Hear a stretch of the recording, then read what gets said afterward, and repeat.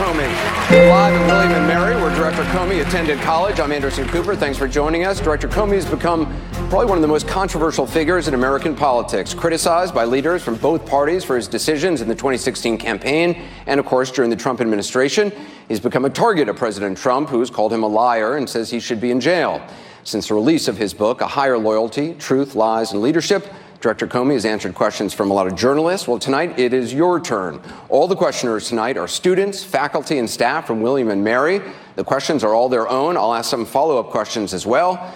Let's get started. Please welcome from the class of 1982, double major in chemistry and religion, former FBI Director James Comey. Thanks for being with us.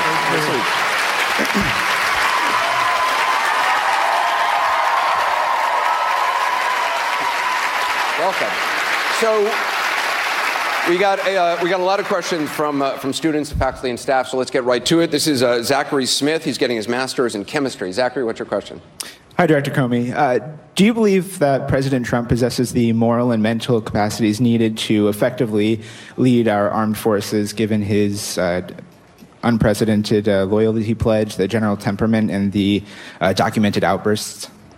Well, thank you for that question. A really important question. 10 seconds just to thank the students of William & Mary for coming out and for looking so good tonight. Thank you. Thank you. You're trying to get them on your side right away. No. If they're not on my side, I'm out of luck. That's a really important question. And I don't have concerns about President Trump's physical fitness, whether he has dementia. I've read stuff like that. I don't buy it. I've dealt with him.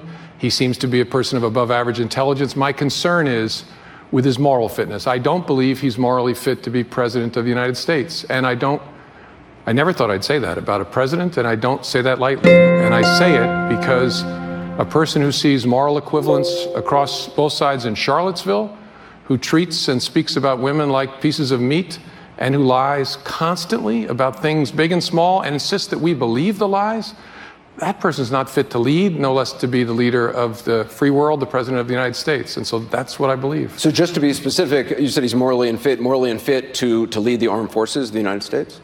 That was his question. Yeah, I'm sorry. Morally unfit to be president of the United States, which includes commander-in-chief responsibilities. I want to do a quick follow-up. You had opportunities to stand up to President Trump when you were FBI director. When he talked about saying to you, I need loyalty, or you say he said, I need loyalty, when he said, see your way to letting Flynn go, why didn't you stand up to him face-to-face, speaking truth to power, saying that's inappropriate for you to ask me? Yeah, that's a great question. And I've asked myself those questions a lot. And I'm sure I could have done it better if I'd been better prepared for those moments. At the dinner, I think I did a reasonably good job. I gave him nothing but silence when he first asked, and then I interjected to try and explain the roles. And so I held my ground pretty well there. But you never said, that's inappropriate, sir. Not in those words, no. I think, though, by the end of the dinner, by the time he asked me the second time, a person of his intelligence would know that it was inappropriate to ask that of the FBI director. You said You said you were caught off guard. The first time I can understand being caught off guard. Once the second time, wouldn't you be prepared for him to say something that? I mean, did you not give it any thought about standing up? Well, no, I didn't expect him, honestly, to come back to it. But even after the first ask, I interjected. I keep saying that because I had to interrupt to explain the importance of distance between independence of the Justice Department from the White House and the president. And then when he came back to it the second time. But when the Flynn thing, that was really the second time he said something that you found objectionable, right? That was before the loyalty. Was the second time that he asked me something, a directive is how I took it, that caught me by surprise. In that circumstance, that's probably the one where there's the fairest criticism that maybe I should have said something in the moment. It honestly didn't occur to me. Instead, I was thinking, I must remember these exact words.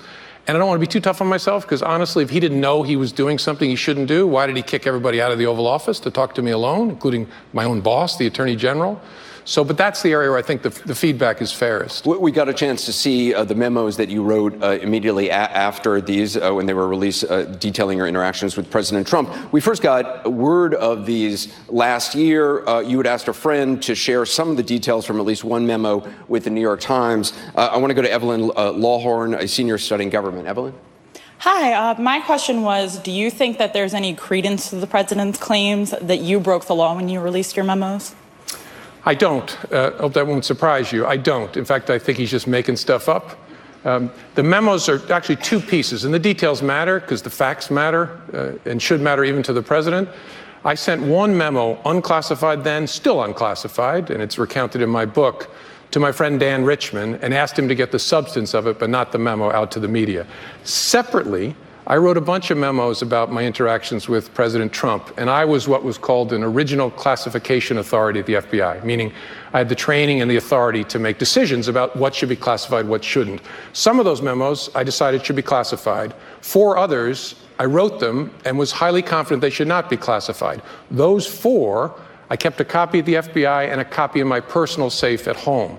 After I was fired, I put together a legal team of 3 people, one of whom was Professor Dan Richman at Columbia University.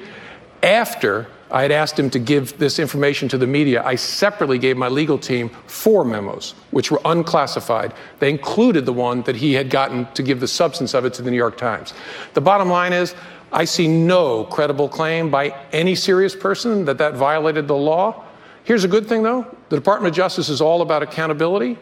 The Department of Justice Inspector General has taken a look at not whether I mishandled classified information, because that's frivolous, but whether I complied with policy as I should in making the memos and in the way I stored them. But as somebody who has the authority to classify documents, you know that stuff is sometimes retroactively classified, and I believe one of the documents was retroactively classified, lowest level classification, wasn't it? Sure. So if you're releasing memos which may later on be classified, which happened to Hillary Clinton as well, aren't you taking a risk that you think you know, oh, this is not going to be classified, but it turns out one of them was retroactive? I don't think of it as a risk. You're making an educated judgment based on your training and your experience as to what's classified and what's not. So, but you did leak memos. I mean, is it okay for somebody at the FBI to leak something, an internal document, even if it's not classified? Isn't that leaking?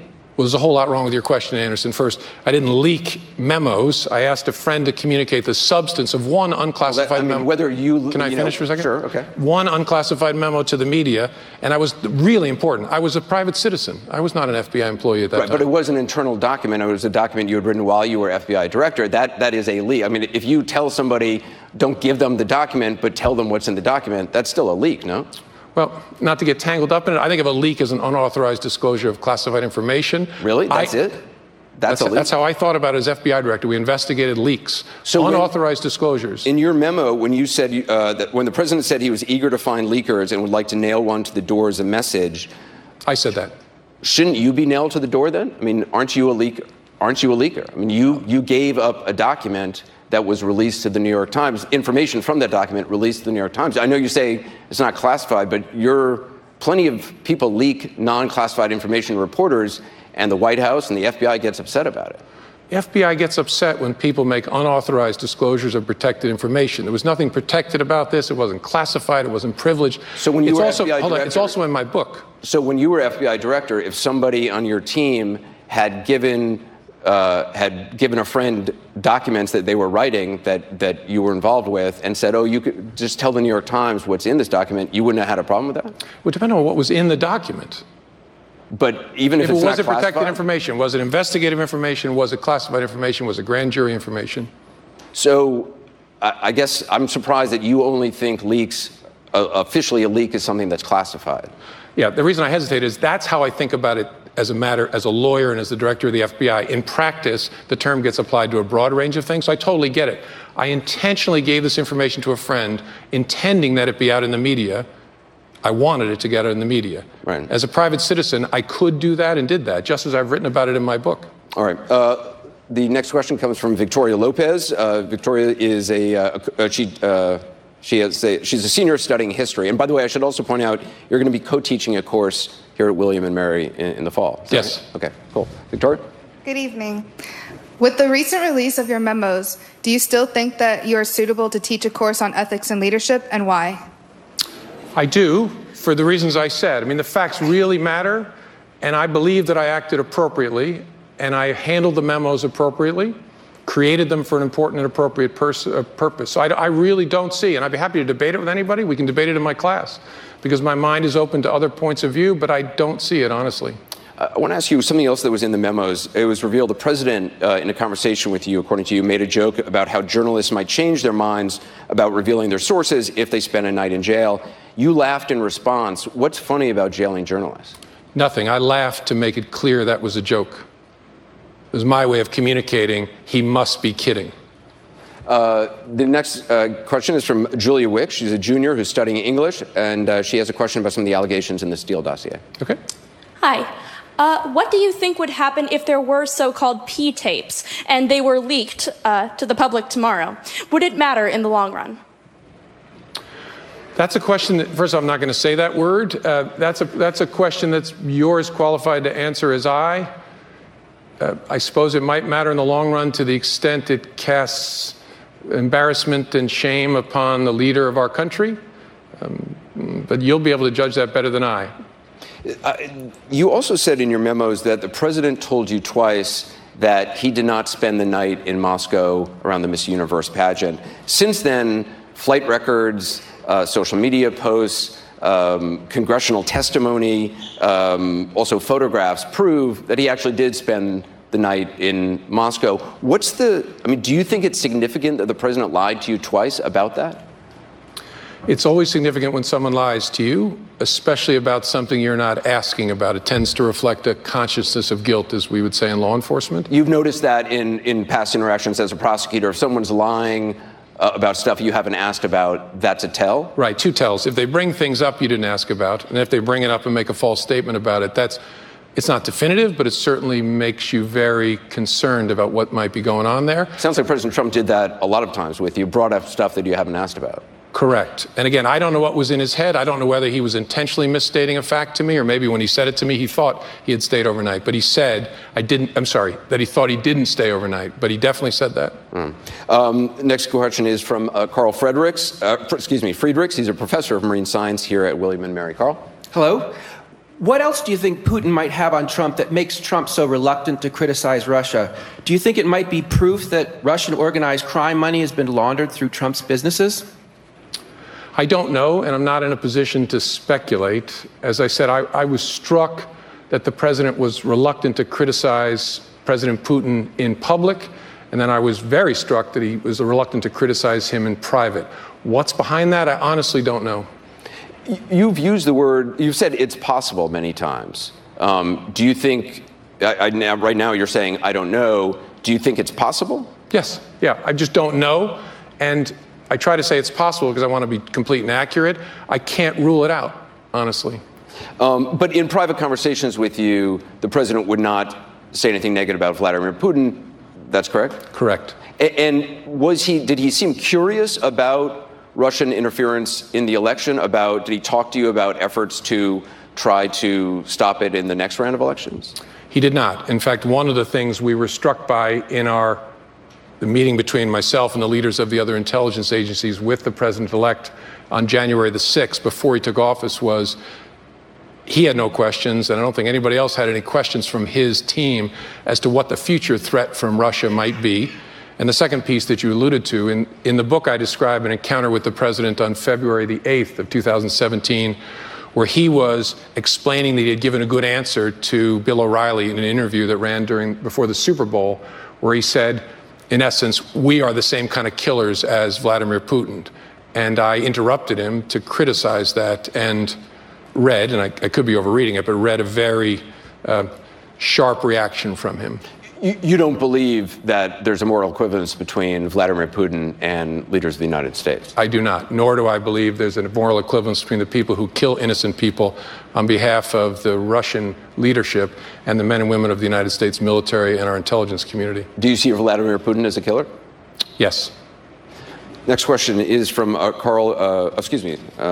question is from Daniel Powers. We got a lot of questions from students, obviously, about the decisions you made before the 2016 election. That's going to come as no surprise for you. Daniel's a senior studying history and computer science. Daniel? Good evening. There's a very compelling case to be made that your announcements, especially the October 28th announcement, cost Hillary Clinton the election. At the same time, you never disclosed how Trump was involved in an FBI investigation into the Russians. Should you have disclosed that to the American public? No, for a couple reasons. First, candidate Trump was not the subject of an FBI investigation. And the decision we had to make during 2016 is what to say about the Russian interference And then what, if anything, to say, and we honestly didn't give it serious thought for reasons I can explain, about a brand new counterintelligence investigation of a small group of Americans to try to figure out, is there any connection? Those small group of Americans were, some of them were associates of the campaign. No? Correct.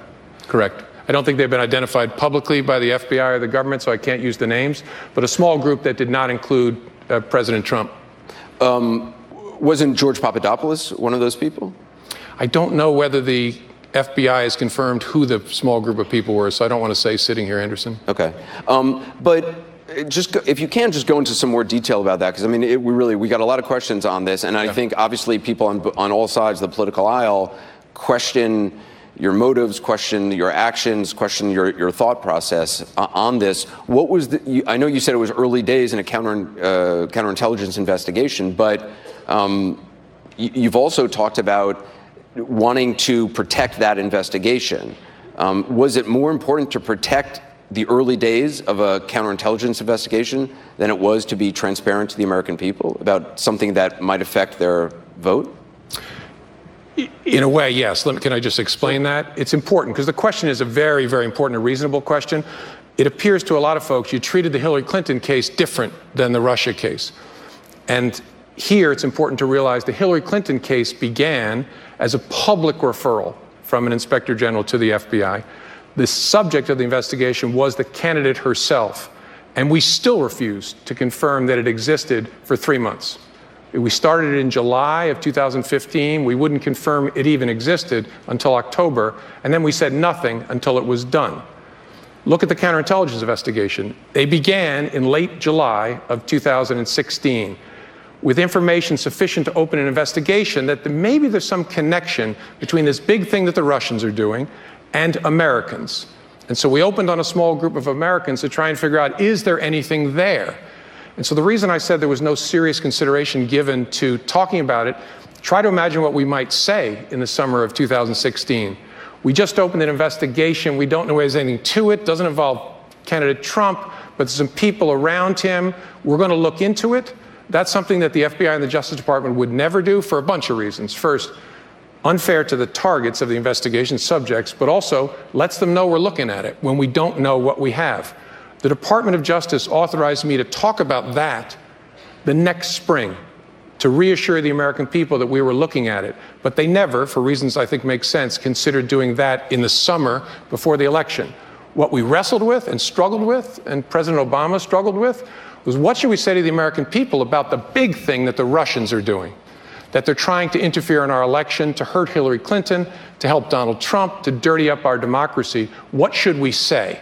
And there, I offered to be the voice of inoculation to the American people, telling them, here's what the Russians are doing in the summertime. They didn't take me up on it, but that was the big discussion during the election year. You just said, though, earlier that part of your thought process was we don't know where this counterintelligence investigation of people associated with the campaign, President Trump's campaign, is going to go because it's so early days.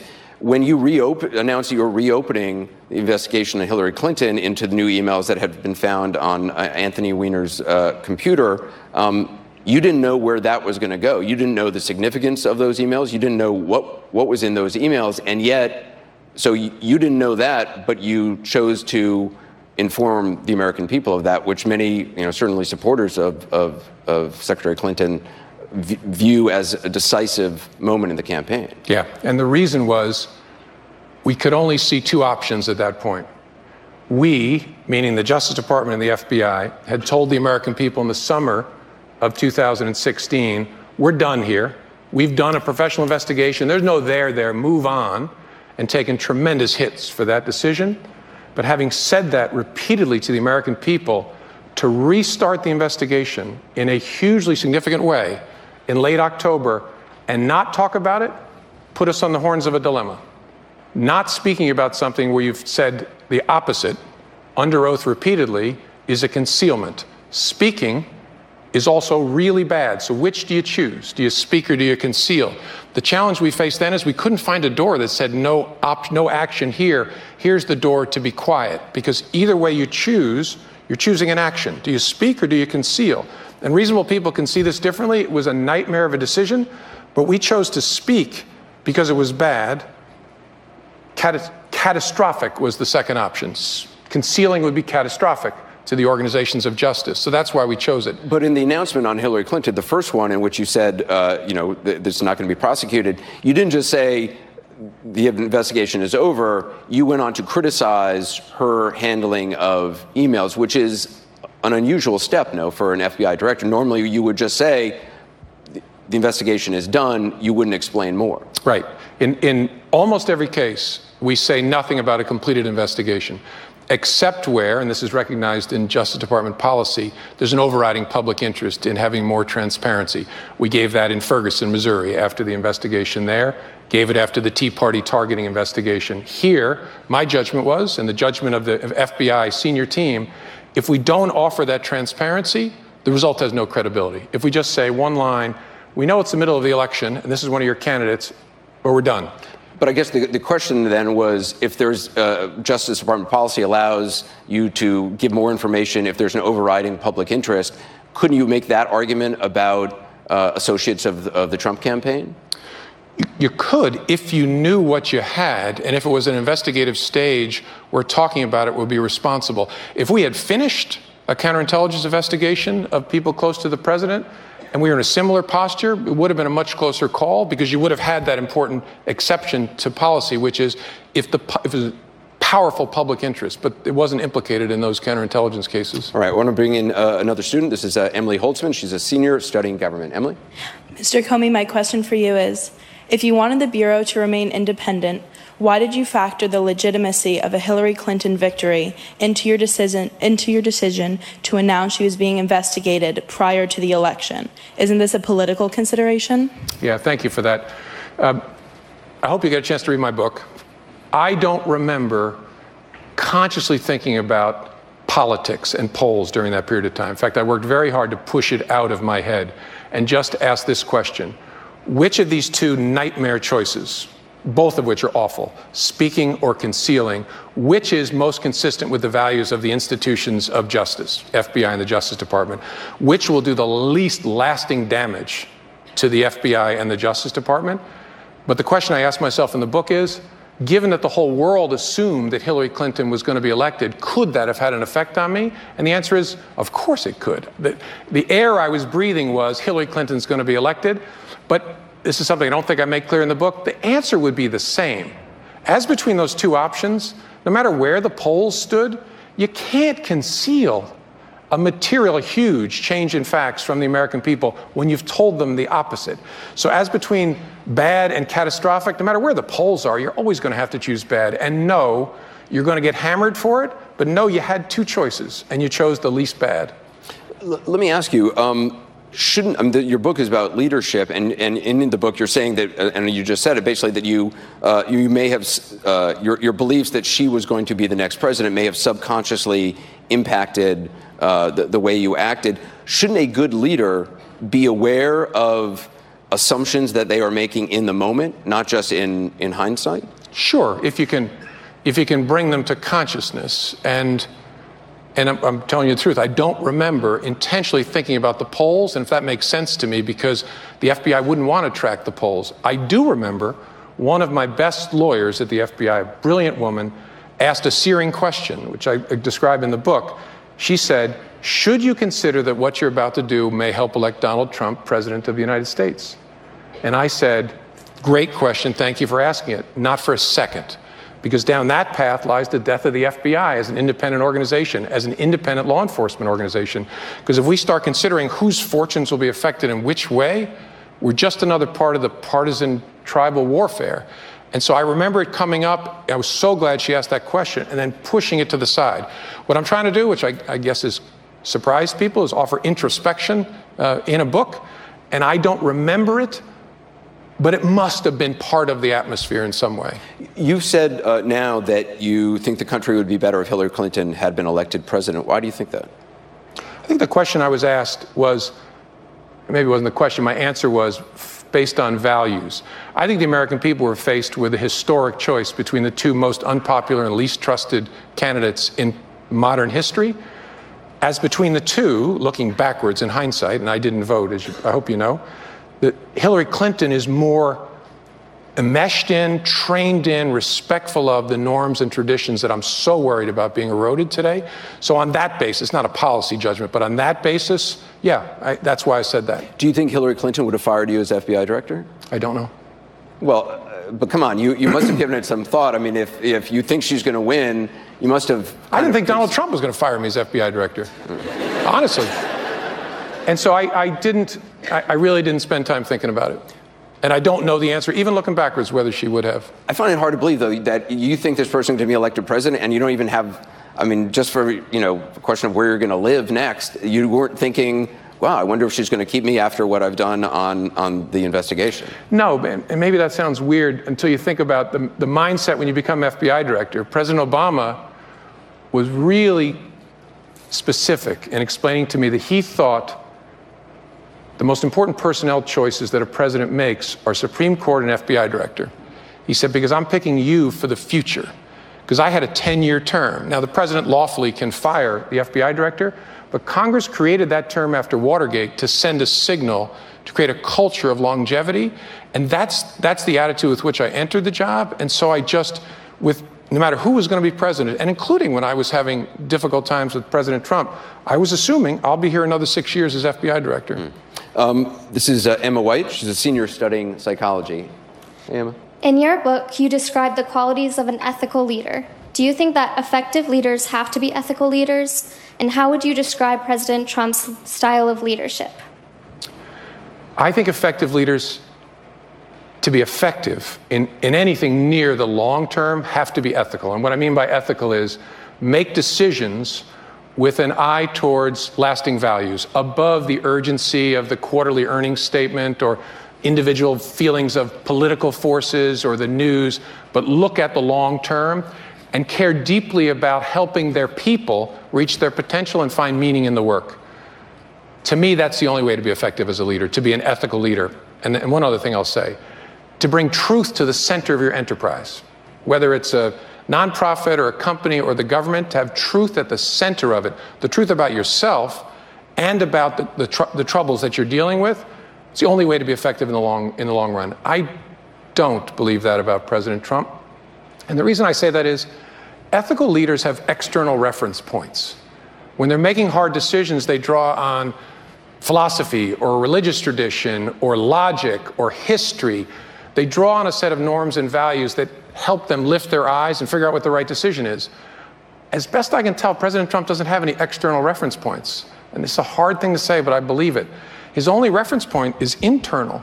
What will bring me what I need? What will fill this hole in me, get me the affirmation I crave?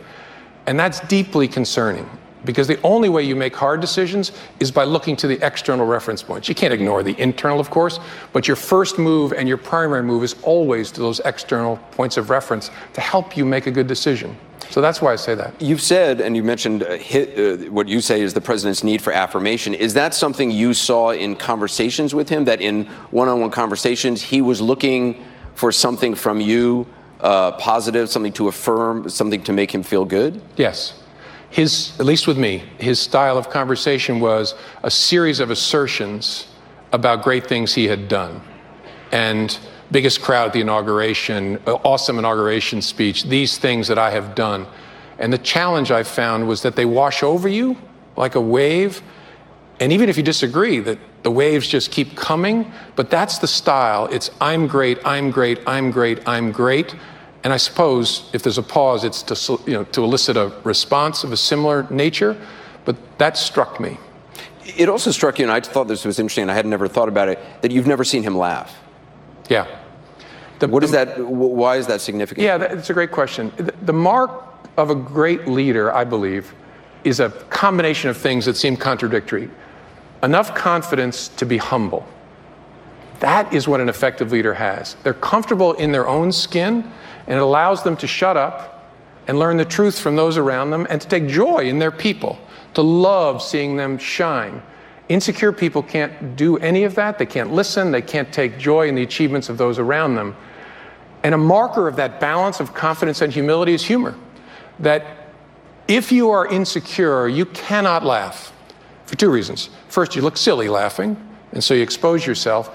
And engaging in a humorous encounter with somebody else is a risk for an insecure leader, because I might have to acknowledge you that you said something funny that I didn't say. And so I saw Presidents Bush and Obama both use humor effectively to relax, to put at ease, to try and get to the truth. I never saw President Trump laugh, even in an almost hour-and-a-half long private dinner. And so I became a little concerned about this. Maybe he just doesn't find you funny. Well, it could be. There's a lot of people. And it could be I missed, reams of hilarity that have been captured elsewhere on videotape.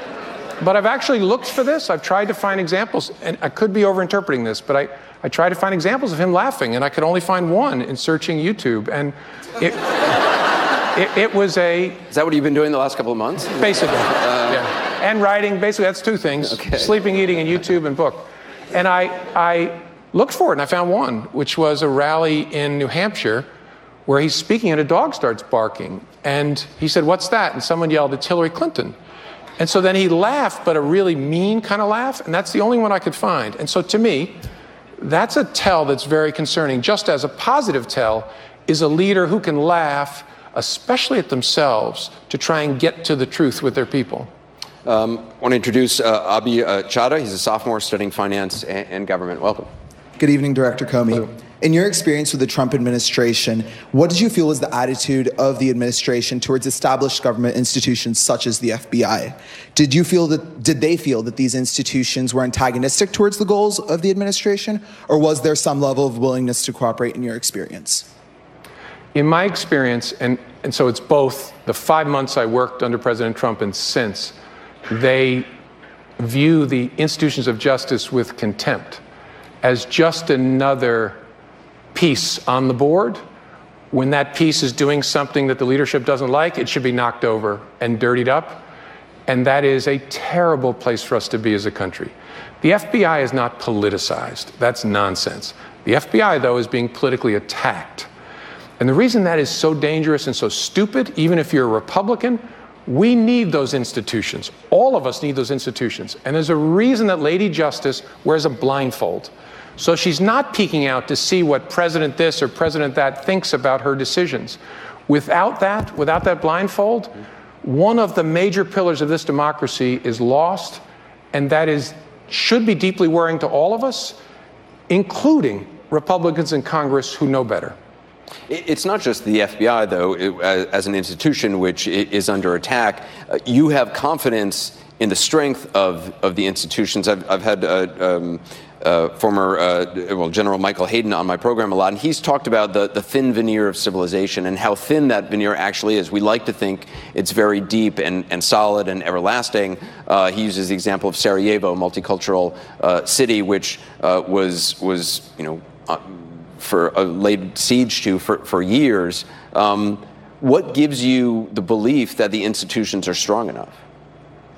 Because I know them, and because I know no president serves long enough to destroy the culture that is at the root of them. I hear this term deep state all the time, and there's no deep state, but there is a deep culture and a commitment to the rule of law, equal protection of the laws, the fundamental values that are at the core of our Constitution that runs really deep in the FBI, the Justice Department as a whole, the intelligence community, the United States military services.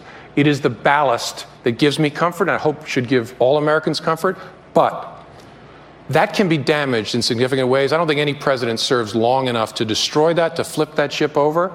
But if we are silent, tremendous damage will be done that will take us time to recover from. You said there's no deep state, but you talk about a deep culture. It doesn't sound that much different. I mean, a deep culture which has ways of doing things and believes it is the right way of doing things. Isn't that some of what President Trump was elected to shake up? Absolutely not. I'm talking about a culture of commitment to the rule of law and to the values enshrined in our Constitution. That's the value at the heart of the United States military and the intelligence community and the law enforcement community. No one, I hope, voted for him with the idea that he would destroy those values.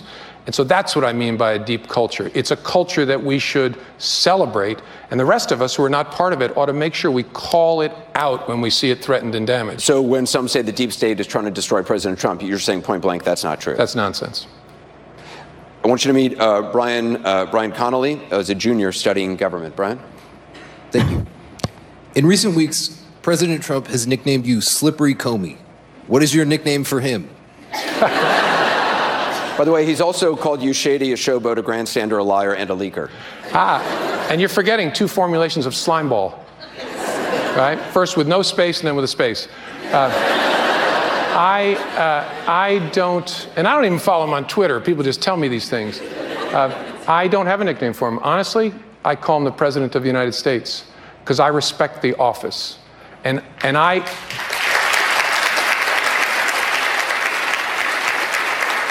write this in the book, and I hope I speak for all of us. No matter my concerns about him, I want him to be successful. I would be so happy if there was a way to peace on the Korean Peninsula. Right? We should root for our president. That also doesn't mean we should fail to hold him accountable, especially when he threatens our core values. You say you respect the office. I think a lot of supporters of the president who are critical of you will say, if you respect the office, you would have respected the privacy of the conversations you had one-on-one with the President of the United States and not write a book so soon after you left office. Yeah, I respectfully disagree with them. I never expected to write a book, but I thought, and I think it even today, that were I not to, it would be cowardly in a way, that I have a perspective, especially when I see the norms and values that matter so much to this country and that are above all of our policy disputes. I don't care what your views are on guns or taxes or immigration. There's something above that that really matters, and it's being threatened. And I thought I can offer something that may be useful to try to drive a conversation about our values. And if I don't do it, my life will be a whole lot easier, but it would be, in a way, a coward's way out. And so I thought it important to do. Well, let me go back to something I asked you before then. You used this word cowardly. Was it cowardly not to face-to-face say to the president, you're being inappropriate, or this is highly unusual? I don't think so. Look, I'm somebody who tries to be pretty tough on myself. Standing in the Oval Office alone with the President of the United States after you just kicked your boss out of the room, again, if he doesn't know that's inappropriate, what he's asking me to do, why is that happening? And so I get the feedback, and I've asked myself, should I have said, Mr. President, you can't ask me to drop a criminal investigation, but really? I have to say that? And so I don't know that that's fair, and I certainly don't think it's cowardly. I want to ask you about something before we go to break that happened on this campus when you were a student here. You write about it in the book. You were living in a dorm, and you had been bullied when you were in high school, when you changed schools. But you took part in the bullying of a student here on this campus, and it's something that kind of haunts you to this day. I'm wondering what impact that had on you and how it's affected your sense of leadership. Yeah, that's a great question. I was picked on a lot as a kid. I wasn't a big goof. I was a much smaller goof then and had a big mouth, and I got bullied. And it only in hindsight was it good for me. It was very painful then, and I hated bullies. And then I lived in a dormitory annex here where there was no resident advisor in the annex. It was sort of a Lord of the Flies at William & Mary. Unintentional, I think. I don't think the administration knew what was going to happen, but there was a boy that the group found irritating, and I participated in picking on him. Some things I did, some things I watched, some things I just laughed at. And I'm 40 years later ashamed of myself. And it taught me a lot about myself and about people in groups. I thought I was a good person. I thought I was somebody who cared a lot about bullying and picking on people and wanted to be an individual and stand up. And I wasn't strong enough to stand up to the group. I wanted to be accepted. I wanted to be one of the guys. And so I went along. And that lesson, almost more than being bullied myself as a kid, which was good for me in some ways, that lesson has stayed with me and reminded me of my own weakness and of the weakness of all good people in groups. Have you ever reached out to that kid? Yeah, before we graduated, I tried to talk to him, and he claimed not to remember anything happening. And I don't know whether that was true or he was just trying to be polite. We're going to take a quick break. We'll be right back with more from CNN's Town Hall with former FBI Director James Comey.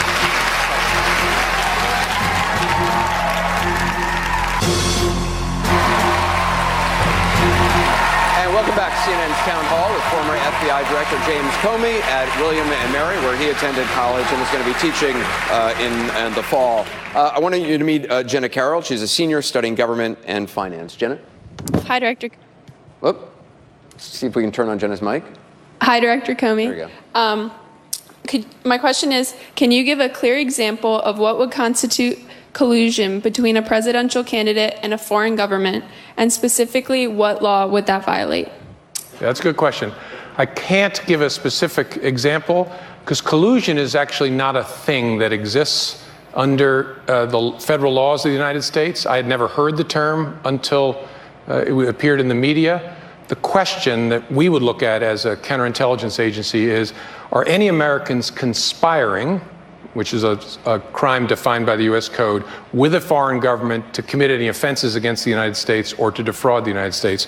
Or is any American aiding and abetting, that is, assisting their activities with knowledge of their unlawful nature? That's the legal question as I understand it. And as I sit here, I can't give you an example. It would be irresponsible to give you an example that's too close to the current case. Well, let me ask you, President Trump tweeted about your memos that they show clearly that there was no collusion and no obstruction. I believe it was all in caps. Is that, in fact, true? It's not for me to say what they show. Do you believe any of the interactions you had with the president show an attempt to obstruct? They could. I mean, especially the encounter in the Oval Office on Valentine's Day is some evidence of obstruction of justice. The reason I put it that way is obstruction of justice is a specific intent crime, which means the government has to show the prosecutors that the person trying to obstruct was doing it with corrupt intent. So knowing there was an investigation, endeavoring to try and disrupt it, and that would turn on a whole lot that I couldn't see and can't see from here. I'm the witness potentially in that matter, not the prosecutor or the investigator. That's why I answer it that way. But essentially what he's saying is that your memos exonerate him. Is that true? That's not a judgment for me to make. Really, it's for the special... But I mean, not. Do you believe they exonerate him? I believe they recount accurately my encounters with President Trump. Now, what that means and the significance of it in light of other evidence is for the special prosecutor to figure out. But you believe the interactions were so significant that you needed to write them down immediately? Yes. And obviously, if you believe that, that was not something you were doing after every meeting with President Obama. No, I had never done it with George President W. Trump. Bush. I had never done it with President Obama. I'd never written a memo after meeting with President Bush. Next question is from T.T. Nguyen. She's a freshman studying government and has a question about the special counsel. Hi, Director Comey. My question is, what do you think about McConnell's decision not to bring the legislation introduced to protect Mueller from being fired for investigating the Russian interference in the election to the Senate floor? I don't have an informed view, honestly, because I don't know enough about the constitutional and especially constitutional concerns about legislation like that. So I don't know. Whether there's legislation or not, I would hope that everyone, no matter where they are on our political spectrum, would want to make sure that Director Mueller, former Director Mueller, can complete his work and get to truth. I don't know what the truth will be, but I'm confident that if he's left to do his job, he will find the truth. And that's what we all should want. I want to ask you about your former boss, Rudy Giuliani, who you write about. You were a prosecutor on his team in New York. He's now obviously joined the president's legal team. He told CNN that he's there to help negotiate an end to the investigation. And he talked about his prior relationship with Mueller as being part of that. Is that how it works? I mean, can you, based on a prior relationship, negotiate an end to a federal investigation? No. No, not with any federal prosecutor, and sure as heck not with Robert Mueller. It doesn't work that way. It does not work that way. It's about the facts and the law. He does not care about personalities. Again, I know him professionally very well. His mission is to find the truth. And unlike most partisans start with a conclusion and look through it to find facts. That's not the way you're supposed to do it. You're supposed to turn that around and look at the facts, find them all, and then once you have them all, see what conclusion that reasonably supports. I'm confident that's the way the prosecutors and the agents working for Bob Mueller think about it. I think I know the answer to this, but Giuliani spoke today to the Wall Street Journal, and he posed this question saying, does the special prosecutor really have an open mind? We're trying to assess their good faith. You obviously know Bob Mueller quite well. Does he have an open mind? Yes, I have high confidence he has an open mind. The next question is from David Grice. He's a junior studying data science. David? Yep. Former Director Comey, with your expertise being in the FBI and with a given climate between the United States and Russia, do you believe that we are currently in or maybe on the brink of a second Cold War? That's a great question, and I don't know whether I'd characterize it that way. We are certainly in, on many levels, conflict with Russia. What they did during the 2016 election was an attack by an adversary nation. And if we are not vigilant, It will happen again in 2018. It will sure happen again in 2020. Now, whether you'd call that a Cold War or a hot war in cyberspace, I don't know. But we are in conflict on many levels with the Russian government. I want to just quickly ask you, you talked about the memos. I'm sorry to go back to this. And you talked about this team of attorneys you had hired. Fitzgerald was one of them at the time. Correct. Right? Did you consult your attorneys, including Fitzgerald, at the time about whether it was legal, appropriate to give a memo to your friend Richmond, who then, and tell him to tell the New York Times what was in it? Yeah, I'm not going to talk about anything I talked about with my legal team. You're lawyering up? I guess in a way I am, yeah. And I should have said this to you before, Anderson, because the facts matter here. I'm going to be on another network tomorrow that thinks I should be in jail. The memos that I gave to my legal team after the unclassified memo to Dan Richmond went nowhere besides my legal team. It was for the purpose of advising me and never went beyond the legal team. I want to go to Aria Austin. She's a freshman studying government and English. Aria?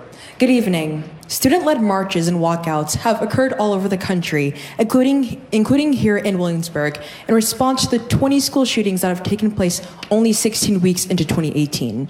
The issue of gun control is a major topic of discussion in America right now, and young people are taking control of that narrative. Do you think that the March for Our Lives movement and several others will effectively lead to stricter gun control laws, and if so, why now? I don't know where it will lead.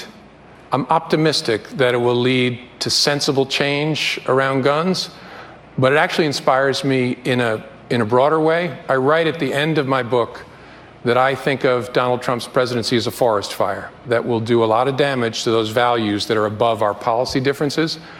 But forest fires, the reason I chose that metaphor is they do damage, but things grow in the wake of them that didn't have the space or the air or the water to grow before. I see that in the Parkland kids. I see that in the William & Mary kids. I see that in my own kids standing up and speaking. And I hope they will inspire all of us and maybe shame the adults in this nation to get involved and not become numb to things that are critical to the values of this country. And so I don't know exactly where it'll lead. I think there's plenty of room to do sensible things, respecting the Second Amendment, which I do very, very much, in order to make all of us safer. I want to ask you about something that happened to you as a kid, which I had never heard before. You write about it in detail in the book. And it seemed to, I think, have an impact on you in terms of getting into law enforcement, or certainly the way you grew up and lived your life. And I'm talking about the Ramsey rapist. And if you could just tell these students what happened when you were, how old? High school senior. High school senior. Yeah. One October night, I was home. Shows you what a geek I was. I was writing on a Friday night a literary magazine piece at 8 o'clock at night. And a serial rapist and robber kicked in the front door to my parents' home, likely looking for my sister, who thank God wasn't home, and ended up taking my brother and me captive, and at one point lying us down on my parents' bed and just pointing the gun at the back of our heads. And I thought he was going to execute us. And that was an amazing moment and changed me in a lot of ways. And then we ended up talking to him. I ended up talking to him and convincing him to lock us in a bathroom. And I told him, we'll stay there the whole night. And then after the search of the house was over, he locked us in the bathroom. And then he went out, and we escaped out the bathroom window, and he caught us again. He was still there? Yeah, he had come around to the outside of the bathroom window to check on it, to look in.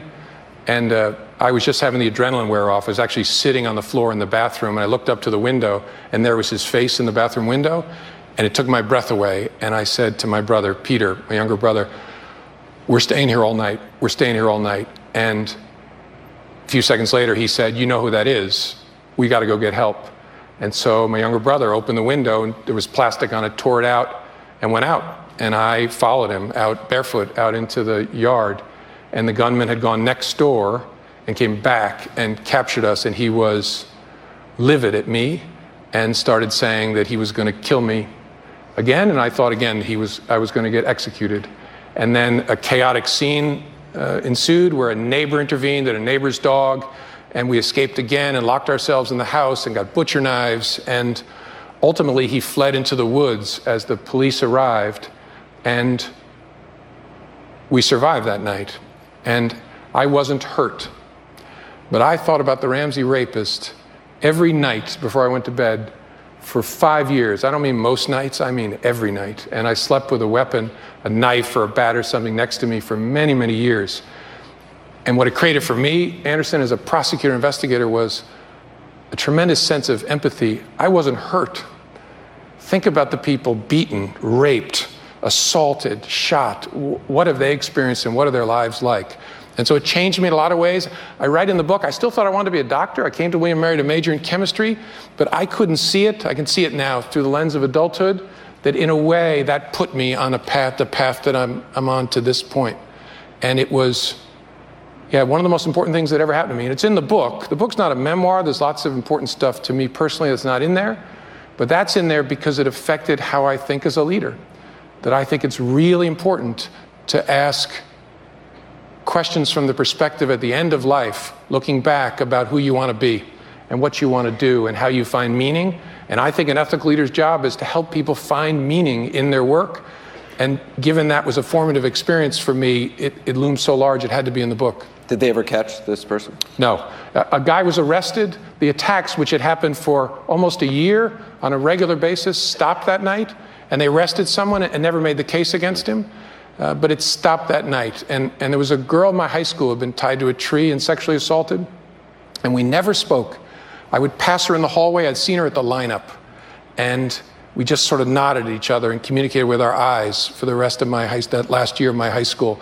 But others were spared that pain, maybe because that was the guy and he quit, or maybe because whoever was the serial attacker decided that that was the time to stop it. I don't know, but it ended that night. We'll be right back with more from CNN's Town Hall with former FBI Director James Comey. James Comey, you were actually talking to students during the break, and somebody asked you what your favorite class was here. What was your favorite class here when you were a student? It was called Death. And it was that was actually a class. It was a class. I was a chemistry major, and I'm walking through what was then called Rogers Hall, and it also housed the religion department. And I'm walking on my way to a chem lab, and I see the word death on the bulletin board. So I stop, as I hope you would, and I look at it, and it's a course about religious perspectives, philosophical perspectives on death. And so I took it. I had a hole in my schedule, and it was taught by this remarkable German-American ethicist named Hans Tiefel, who introduced me to Reinhold Niebuhr, and then I took another one. Next thing I knew, I had enough credits for a religion major and wrote my thesis in the religion department and not chemistry. So it was all about death on the bulletin board.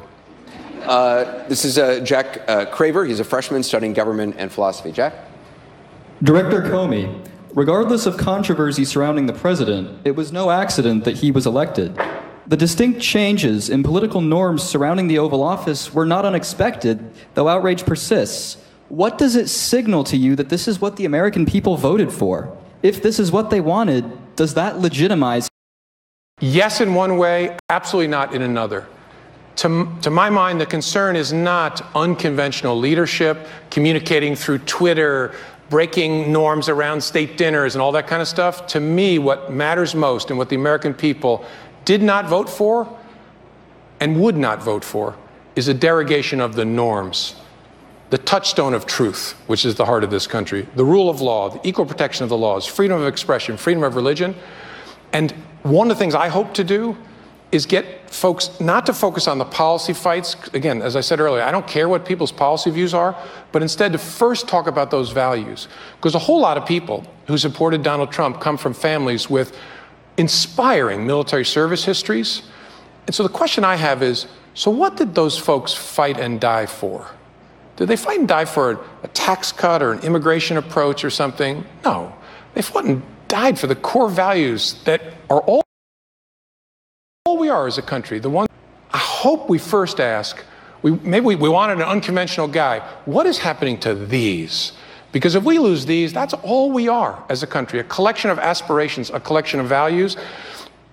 We should realize those unite us, insist that our leaders reflect those, and then get back to fighting with each other like crazy about the policy issues. But this matters so much that I hope to do a conversation, even among those who supported President Trump and still do, to say we have to make sure these aren't lost. We have Colin Cochran. He's a freshman studying international relations. Colin? Thank you, Director Comey. In promoting your recent book, you've talked a lot about ethical leadership. Could you explain your claim to the moral high ground, given your endorsement during your tenure as Deputy Attorney General of 2 memos that approved of the Bush administration's torture techniques, including waterboarding and sleep deprivation? And do you think totally acceptable? Yeah, great question. First, I hope you don't hear me, and if you do, make sure you hammer me to be claiming I'm on the moral high ground. I'm a flawed person. What I try to do and aspire to do, and especially have learned from others, is figure out how to make decisions as a leader with ethical considerations in mind, with those external reference points. I hope you read the book, because one of the things I talk about in the book is the struggle over torture. Torture is not morally acceptable under any circumstances. The challenge we found was Congress chose to define torture different than you or I would understand it. And so the question that was asked of the Justice Department is, so what is the law? And what is permissible under the law? And if you read the book, which I really hope you'll do, you'll see us struggling mightily to figure out what's appropriate, what's lawful, what can be done under the law. And then you'll see me, something I regret actually not pushing hard enough on, stepping out of my lawyer role and begging the Bush administration to consider the policy, the moral considerations around torture, even if it's legal. And even if the intelligence community claims it's effective, which I don't buy, that doesn't mean it's right. Is waterboarding torture? Yes. Oh, yeah. Yeah. And so, anyhow, I hope you'll see that struggle in the book that illustrates all of us are flawed people, but how, given our flawed nature, do we make sound decisions? I hope that's what people find the book to be about. This is Robert Colger. He's a law student here. Robert? Hi. So I'm a Californian, a Mexican, and a Republican. And my friends often urge me to switch parties. And sometimes I've been tempted, but I won't, because to me, it's still the party of Lincoln, of Ike, of George H.'s son, and my family. That being said, I think the way Trump, his demeanor has been offensive to Republican norms and civil discourse. What first attracted you to the Republican Party, and what do you think is a positive message we could rally around today? Yeah, I'll take the second part first. I don't know, which is why I'm not a Republican. I've been embarrassed and ashamed by the way the Republican Party has abandoned one of the 2 things that led me to consider myself a Republican in the 1980s when Ronald Reagan was president. I was attracted by the notion that character matters and values matter most of all. That's where you start in evaluating a person, an entity, or country. What are their values? That's non-negotiable. And second, strong national defense, which I'm still passionate about. And so my question for the Republicans is, so where is that? Where is that commitment to character and values? And if people have convinced themselves, well, we'll trade it temporarily for a tax cut or a Supreme Court justice, as I say in the book, that's a fool's bargain, because those values are all that you have. There'll always be another Supreme Court justice, always another tax bill. You lose this, exactly what are you? And so what I hope they'll do, themselves, Republicans, so what will I tell my grandchildren? When they ask me, so what did you do? Did you trade a tax cut for the rule of law? For equal protection of the laws? For the truth?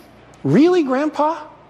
And so I hope they'll ask themselves that question and realize that they have to look above those policy issues and think about what matters most in this country. You're talking about Republicans on Capitol Hill. I mean, you write about that. You're talking about Paul Ryan. You're talking about... I'm talking about Republicans on Capitol Hill. I'm talking about Republicans.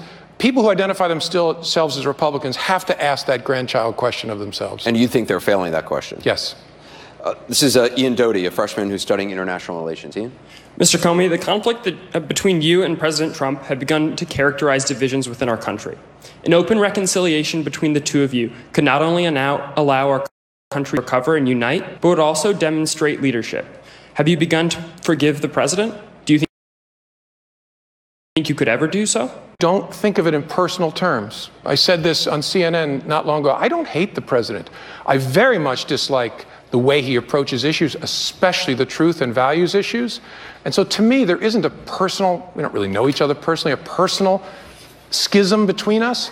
There's a very different approach to what matters in this country. And so I don't see it as a need for reconciliation. I do see it, though, as a need for him. And it would be a wonderful thing if he were able to change and say, you know what, I have to start telling the truth. And when I'm asked questions where I haven't given an answer that's truthful, hold myself accountable to trying to answer that question in a better way. And I'll say one other thing, and stop attacking the institutions that form the pillar of the rule of law in this country. This is Elizabeth Pederoff. She's a pre-med freshman. Elizabeth? Hello. I turned 18 just before this past presidential election, and though it was exciting to be able to vote for the first time, I've become very disillusioned with what is going on in Washington, not knowing who or what to believe. What can you say to young adults who are getting their first true taste of American politics during this tumultuous time to comprehend thinking of the future when the present is so unsteady? Don't withdraw. We need your voices, we need your minds, we need your hearts, we need your passion. You are what is going to grow in the wake of this forest fire. Again, whether you're Republican or Democrat, become involved, not just vote, but participate in the conversation to make sure the values of this country are preserved and protected.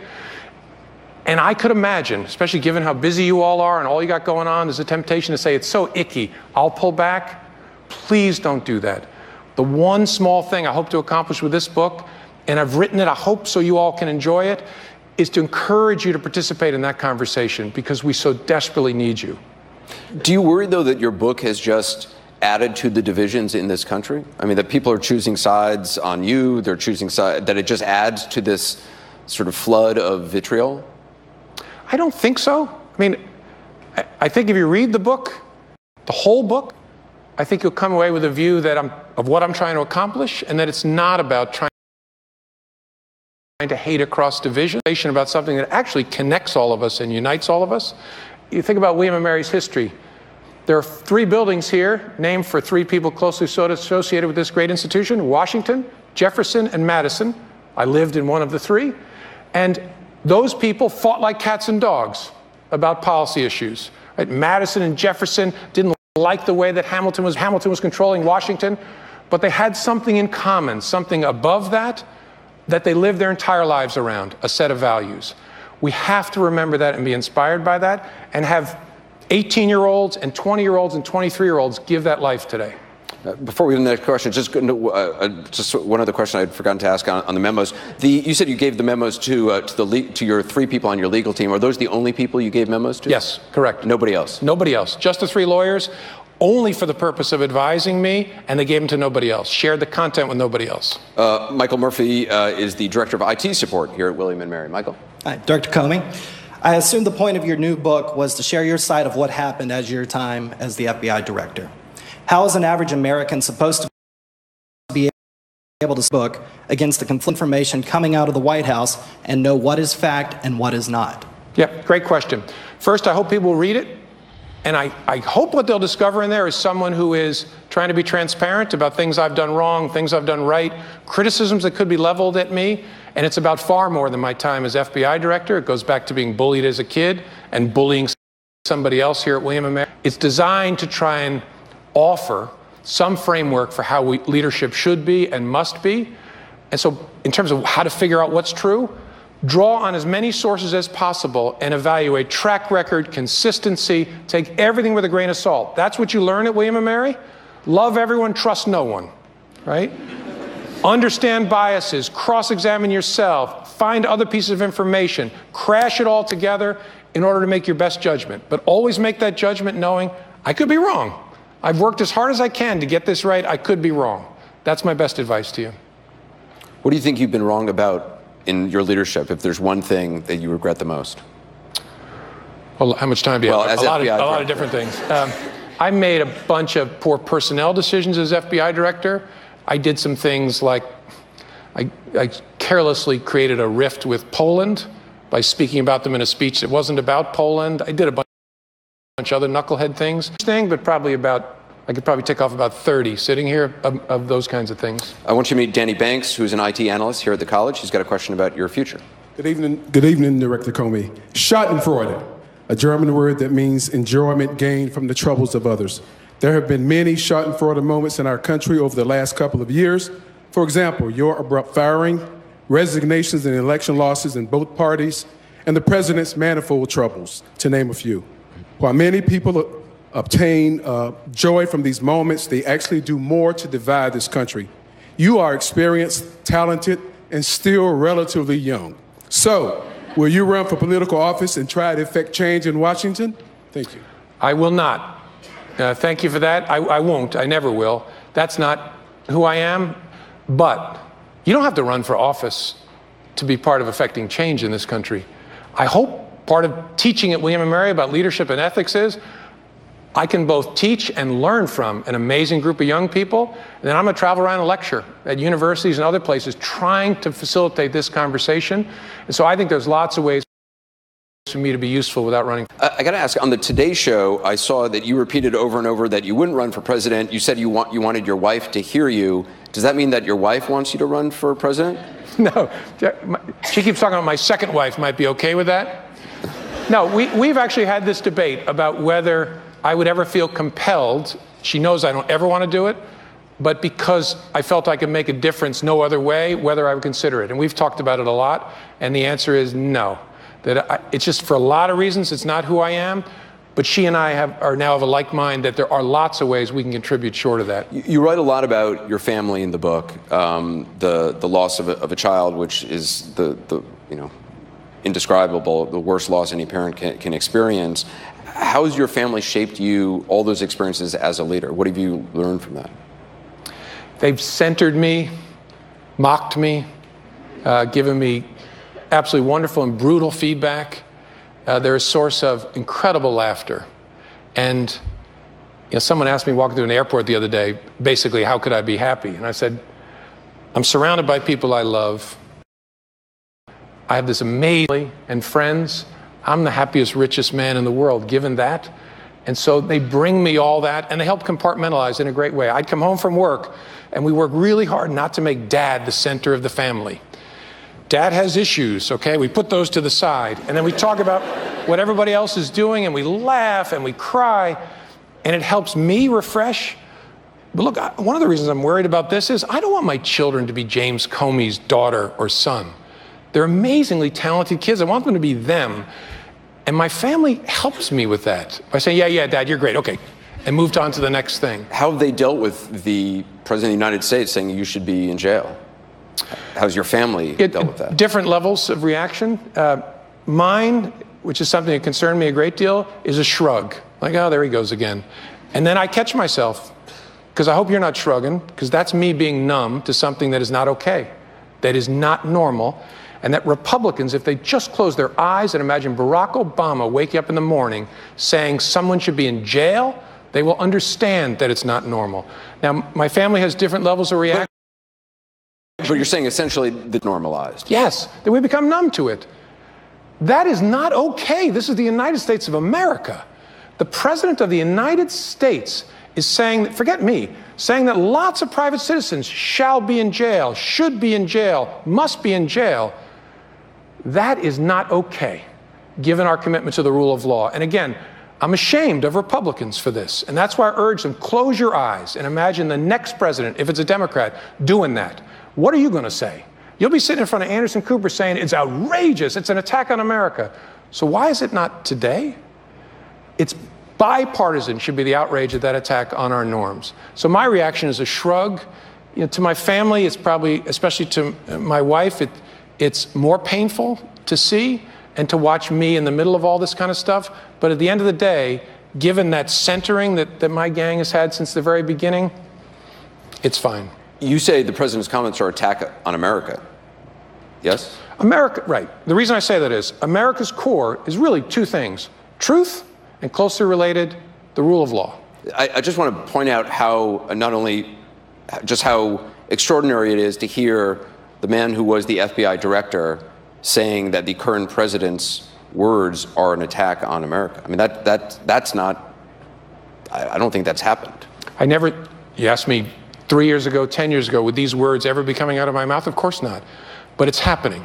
The President of the United States is attacking the Justice Department, attacking the FBI, attacking the federal judiciary, and pronouncing that private citizens who have been accused of no crime should be in jail. Just pause for a second and reflect on that, no matter what your political orientation is. That's not normal. That is an attack on our core values. And it should stop, and everybody should call on it to stop. Former Director James Comey, thank you very much. Thank you very much. I appreciate it. Thanks for being with us. Thanks for having me. All right. Chris Cuomo starts right now.